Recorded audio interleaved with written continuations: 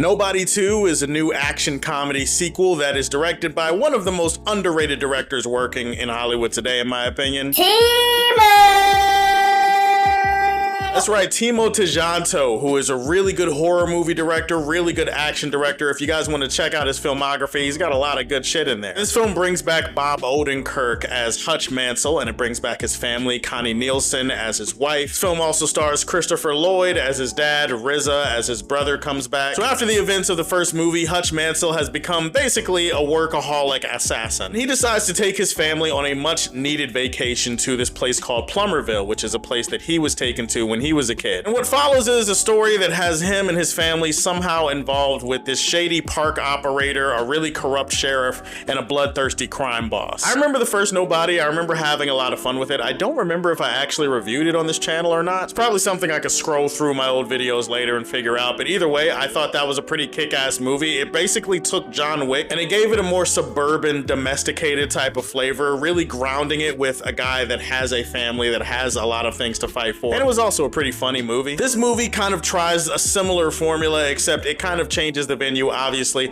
Like I said in the open, it's more of a vacation type of movie. The whole point of them going on vacation is to like create memories together, and so they go on vacation, and it's really like everything that could go wrong on a vacation does go wrong on this vacation. As soon as I knew that Timo was going to be directing this movie, I instantly got excited. Like I said, this guy's one of the better action directors working today. And if you're coming into this movie and you just want to see a bunch of kick-ass, white-knuckle, visceral action with a lot of blood and gore and great sequences, like, he delivers everything that you're looking for and more. There's a very kinetic feel to the way that Timo decides to shoot his action in these films. Not only is everything in camera, but the camera also is dynamic enough to move as the characters are moving throughout a scene. And his films almost always feature top-notch stunt work, top-notch choreography, and that's no different here. Shout out to Bob Odenkirk. Not only does his performance really ground these movies and really give you that everyman to root for, even while he's kicking a shit ton of ass, but the way that he commits to the physicality in the fight scenes is really something to behold, and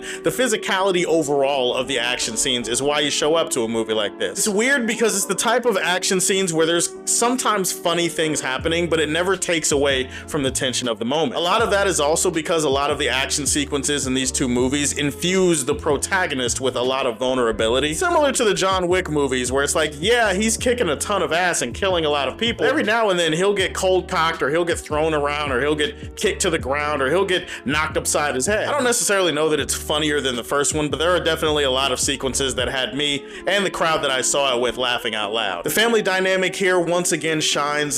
They get more to do. They're in the movie a lot more than they were in the first movie. The family all have great scenes together. They have good chemistry together, and Connie Nielson gets more to do in this movie. She's a little bit more of a character than she was in the first movie, and I think it's for the better. I think she delivers one of the better performances in the movie. And the performances in general are pretty solid. I mean, Sharon Stone is definitely having the time of her fucking life in this movie. Even Colin Hanks, who I almost always somehow forget is Tom Hanks' son, he's definitely trying to chew the scenery a little bit as this over-the-top corrupt sheriff. Like, he had some fun moments in the movie too. It's a family movie, it's a vacation movie, but it's an action movie, and it all kind of blends together. It's well directed and well paced. I think just like the first one, gonna be a relatively solid crowd pleaser for anybody that goes to watch it. I will say one of the weaker things about this movie is definitely the story. I feel like this movie relies on a lot of things to push the story that didn't really have me invested. It's a movie where there's a lot of weak reasons for why things are happening. There's a lot of plot contrivances and conveniences and things that don't really make me buy it, and it's just not a movie that has the kind of twists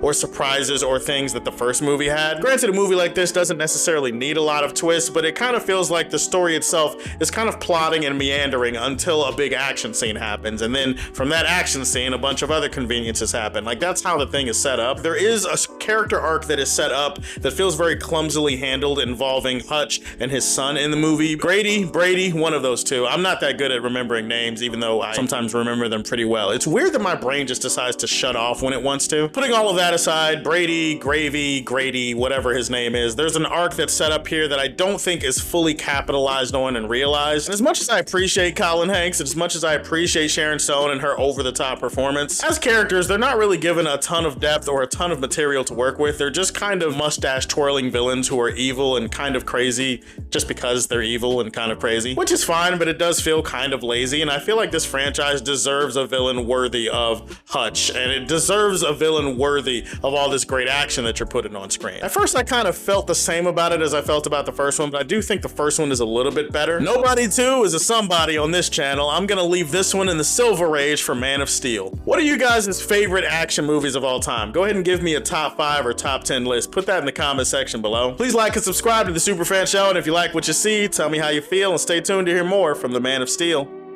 Peace.